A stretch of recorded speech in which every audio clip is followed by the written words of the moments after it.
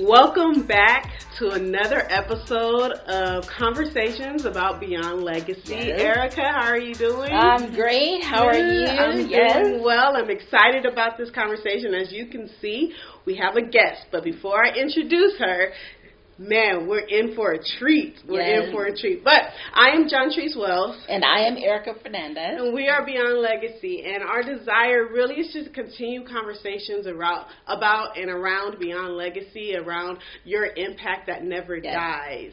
And so today with us, we have Dr. Did you get that? Dr.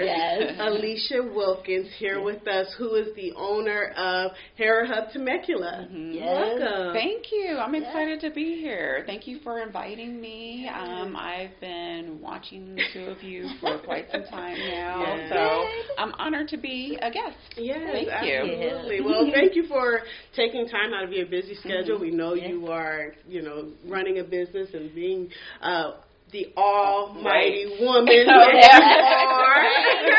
And so we're excited. So I would like to just start, about your vision about Hair Hub and empowering women, business owners, small business owners, and giving us a safe space to build and grow and connect and network. Like, where did all of this come from?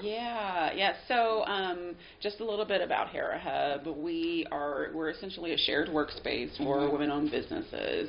And unlike what differentiates us from other, co-working spaces, truly is the community. Because my thing is like, when you open up a business, first of all, you're taking a huge, enormous risk. And if you're sitting at home by yourself and you're coming across challenges, it can be even more scarier. And so what I like to provide here is a community for people to be able to tap into other folks who maybe they're more seasoned or they've had different experiences.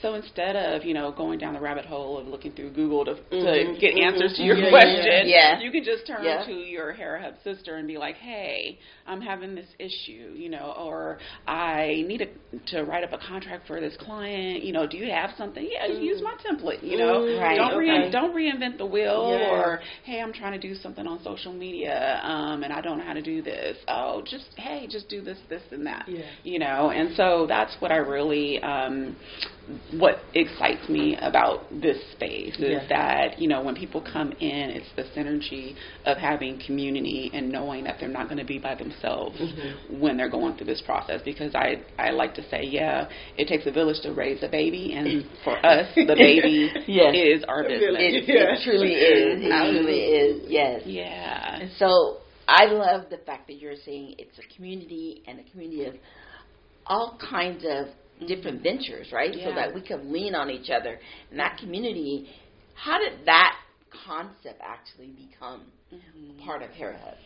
So just a little bit of history about Hair Hub. So we have been in existence since 2001.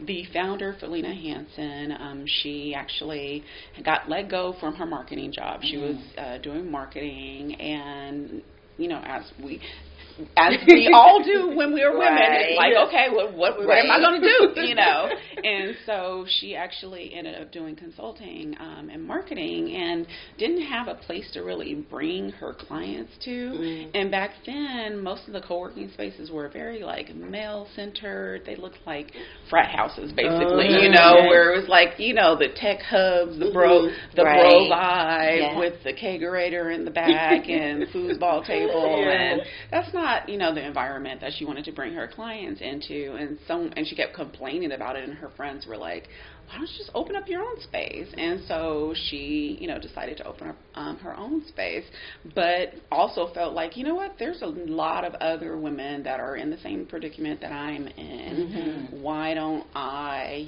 really cater to that particular demographic? And therefore, Hair Hub was birthed. Right. So what drew you to open Hair Hub? So that's a great question. So my PhD is in organizational psychology, and my research was actually on remote workers. Oh, okay. So I was studying remote workers, trying to, find out specifically, what was it about the managers who their staff members were really satisfied with their jobs. You know, what is it about that manager who has that remote worker and they're, you know, doing really well, they're satisfied, you know, what's different about that person? And so that's what I was studying. Okay. And I decided that I was like, ooh, you know, a lot of the people that were part of my my study were working at co-working spaces, and I was like, oh, I should bring something like that to Temecula.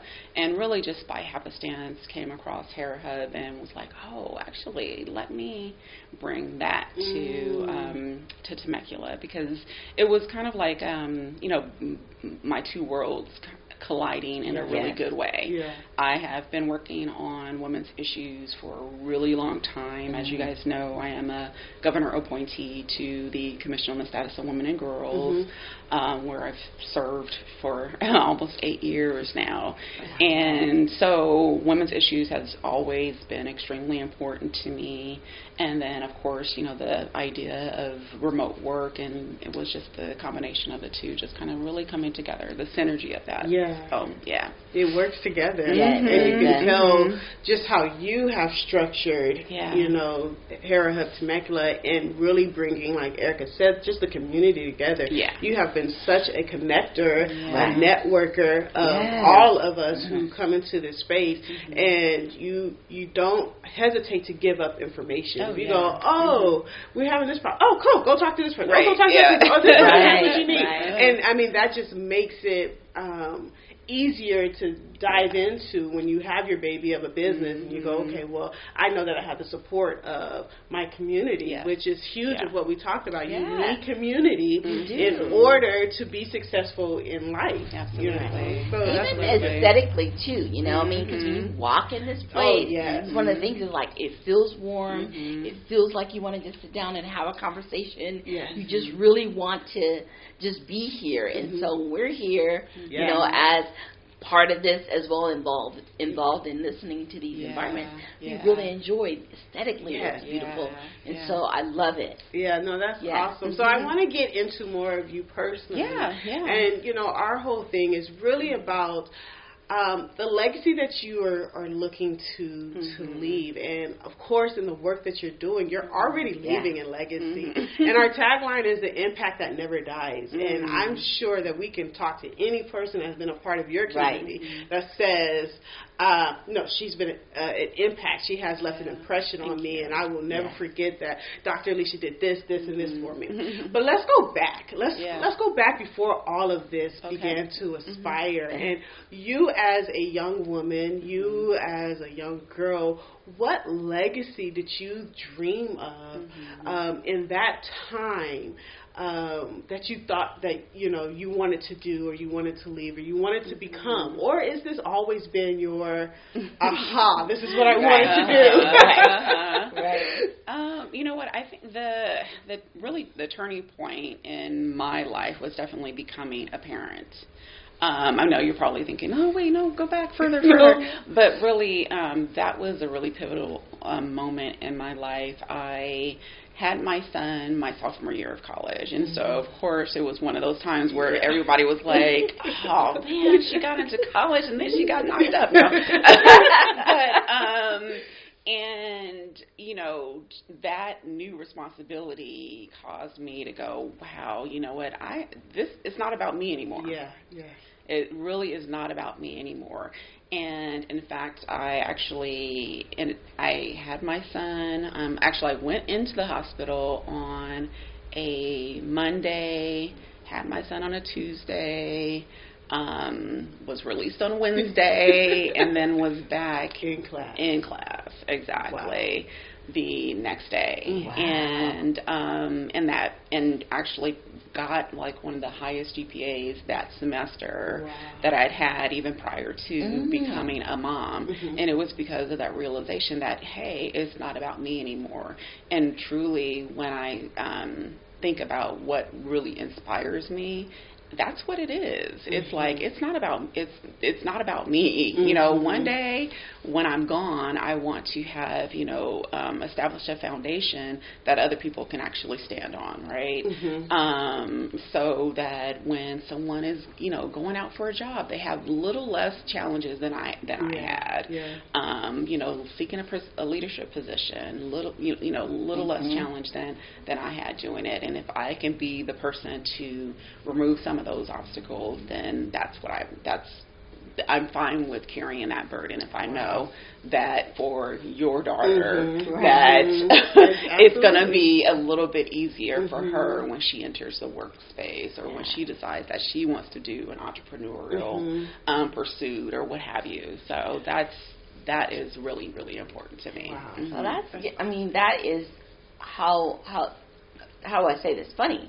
Like we all had those single moments where it had to change our lives. Oh yeah. Like I became a single mom. It said it wasn't about me no more. I had to start acting right. Right. I had to start living right. Right. I had to start doing some things that like, I got a daughter to take care of, and I better do something right with my money so I can raise her differently than me. It is one of those moments where you go, okay, life's different now. It's not just about me, and you got to do things different. That in itself begins the legacy because they're watching you from that small and that college season and everything that I've done too. Is same going to school and having to do the baby thing. I'll never forget. I was working in La Mesa, and my daughter was going to school in daycare in San Diego. And I'll get up on the bus, ride to San Diego, and then ride out to La Mesa for work. But those are the things that we do because it's not about us anymore. Exactly. Right? That's the legacy, and that's the next question is like the girl things that you got involved in. How did that then play a role in looking at the single mom and then now getting involved with the girls? Yeah. Oh my goodness. You know what? Probably one of the most one story that I do like to share with people is the fact that when I was in the second grade, I had such a difficult time with just I was a wallflower. I was extremely shy. I would spend a lot of time crying to the point where I remember my teacher telling my mom, I think we should just hold her back because this student's just not ready. She's just not ready for this, right? And I don't know what was truly going on in my head at the time.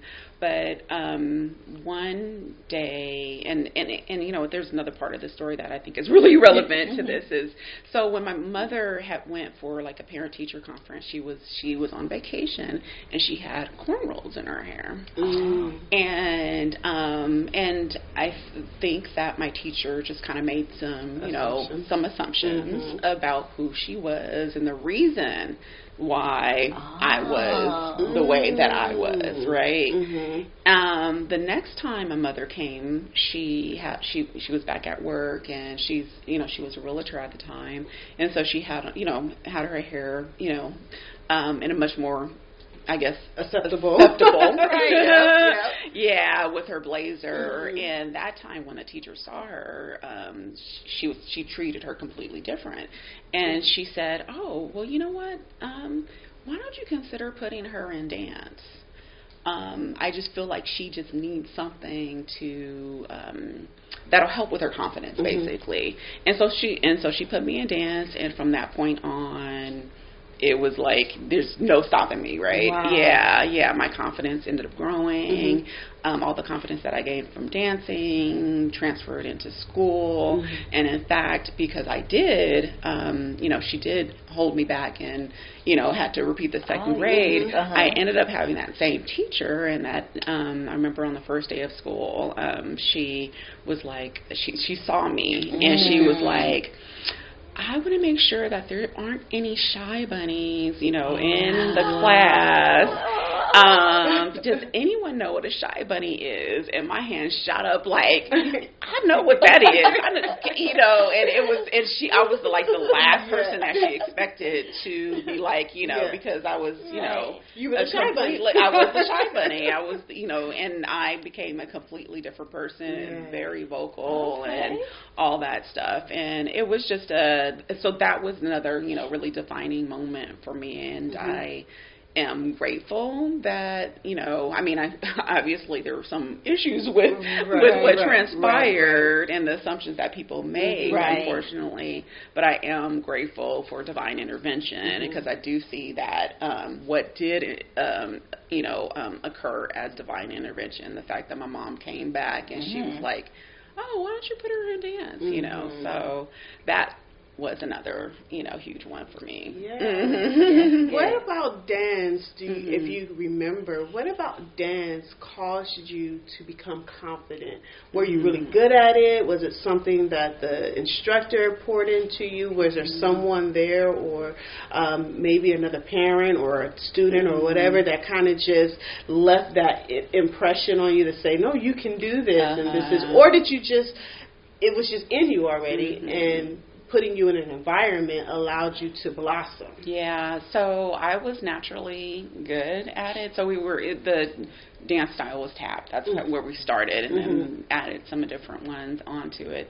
But I was just naturally really good at it, and received that validation because when I would actually perform, people would be like, "Oh my gosh, she's really good," and so that was really what kind of increased my confidence, was seeing that happen, and then eventually also seeing the validation that I was getting when I took that same confidence and inserted it into other aspects of my life. So taking that confidence in the school and being willing to raise my hand and answer questions when called upon, that kind of thing is I started seeing that same type of validation that I was getting when I was dancing, and was like, oh, okay.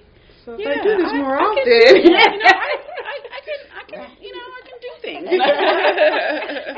That's really good. Yeah. So when you think about all of these things, transitional moments and transformative moments, what is something, and even in birthing Hera Hub, what is something that you haven't birthed that you would really love to birth, or say, you know what, the next generation needs to take this and move forward with it? So my part 2 of Hera Hub has always been the desire to become a thought leader in the remote workspace. So, as I mentioned earlier, my doctoral degree is in organizational psychology. And the reason why I chose organizational psychology as opposed to traditional psychology is because I feel like we spend more time with the people that we work with than we do our own families. And so that the work environment should be a happy and healthy place where people actually want to go. And it can be if the leadership chooses for it to be. And so that is my desire, is to change the minds of leaders, and so that they're willing and they have a desire to actually create work environments that are healthy and happy. And so one of those ways, and because remote work is it's the wave of the future, I want them to be able to do that and do it much more successfully than they're doing it currently. You know what I mean? Because a lot of remote workers, they express having isolation. I'm kind of out of sight, out of mind. People don't know that I'm, working. I get forgotten when it comes to, opportunities or projects. So, working with leaders to make sure that they keep the remote workers engaged in the work that's going on, and that they continue to lend opportunities to them as well. So that is like the next thing that I would like to birth. It's very much needed because there is the disconnect. experiencing the remote work and truly being left out, or assignments not being assigned to you because you're not there, but that doesn't mean you can't do it. Exactly. And then working with the managers who really need to understand, it's just a different environment for them, but they still are the same caliber of worker that you really are at home, with the same knowledge and skill set. That doesn't change, right? So that's a great next birth thing, and almost needs to be birthed now because we're moving so quickly, so close into, so far into the remote environment that they really need education and maybe understanding around that. So that's very good. Yeah, I'm excited about it. That's awesome. Well, thank you so much for sitting down with us. Do you have any questions, thoughts, anything for us as Beyond Legacy, or anything that you wanted to know more about, or? Well, I do actually. So, Financial Literacy Month is coming up soon. Yes. And I'm just curious, do you have any, if there's like the one thing that you would recommend that someone does in recognition of Financial Literacy Month, what would it be? I know that you probably have a list of 10 things, but just pull one of them out. It doesn't even have to be the top of the list. Just pull one of them out. And what would it be? Absolutely, and you're absolutely right. So this is a great segue because April is Financial Literacy Month, and Eric and myself are both financial professionals, licensed financial professionals. And so, for me, I would say one of the biggest things that people need to grasp is planning. I use the word previously, budgeting, and people don't really like budgeting, right? It's so restrictive, and people think that they have to, stick to it to a T. But let's plan for our finances on a day-to-day basis, because what happens is when things come up, when things occur, if you don't have a plan in place, that thing becomes, it fails, right? Or it takes you out, or it takes all of your savings, or whatever those things are. So really sitting down with yourself, with a professional, with your spouse or your partner, and you say, look, we need to kind of have a plan, so that when we want to go on vacation, or when we want to buy that house, or when we want to purchase that car, or when we want to send our kids off to college, these are things that we have put in place over the years. I think that's probably the biggest thing that, we as a community, we just don't do. We don't stick to it either. We may do it in January, but by February 15th, we not. So that would be what I say. And I would think to add to that is to change your mindset. There's help. You don't have to be afraid of it. And there's actually help. But people can show you how there's new way things are being done, and people are stuck in, no, I'm good. And one of our slogans is, let us show you how. Let's get away from, no, I'm good. And then we find ourselves in a predicament, financial, health, whatever it is that causes us to affect our finances, because you say, no, I'm good. But the reality is you're not good. So our desire is to say, show me how. That doesn't mean necessarily it can work for you now, but we can show you some ways and methods that'll actually change it. And that starts in my thinking of fear. Oh, I don't want nobody to know. And so when it starts there, I don't care if nobody knows. Just get me out of this mess. Oh, here's my mess, right? And then show me my, here's your mess, but it isn't as bad as you think. And here's some things. And there's always some ways that things can get better. And so that's what I would say. Change your mindset. Allow someone to show you how, and then that would be great. And that's really good in the mindset thing of, don't think that you don't have enough. We have to start somewhere, right? And so, lay out the mess. Let's see the mess, and then we can get you to where you're not in the mess anymore. But the longer we prolong it, the more of a mess that you're going to find yourself in. And so, no, absolutely. So that was a great question. I love that. Thank you. So we didn't start with this, but let's just end with just giving us a little bit of background about where you're from, your kids, and all that. We didn't really get that part of you. And let's just close out with just knowing who you are. Okay, yeah. So I'm originally from San Diego. I'm actually a second generation San Diegan. My great grandparents actually came here from the South, from Overton, Texas. Overton.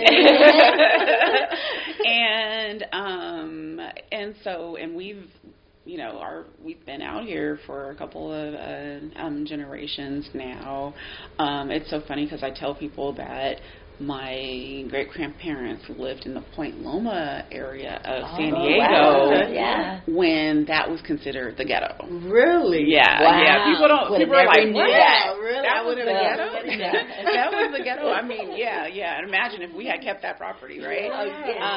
And so, but yeah, I went to Crawford High School. My feeder school was actually Morris High School, but I followed my cousin to Crawford High School, and then once I graduated from there, went to San Diego State, pledged Delta Sigma Theta Sorority Incorporated, the New Upsilon chapter at San Diego State, and eventually ended up, moving up here to good old Temecula. Hey, good old Temecula. Good old Temecula. So, but yeah, I mean, that's just a little bit about me.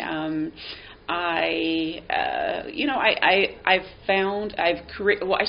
created a community here. Yes. I have created a community here. I was looking for one, but then I realized that sometimes you have to create it. Yes. So, yeah. Awesome. Well, great. Thank you for sharing that with us and giving us that tidbit about Point Loma that we didn't know. We are Beyond Legacy, and what we love to talk about is this very thing. So, thank you. Thank you. Thank you for allowing me to be here. This was a lot of fun. Thank you.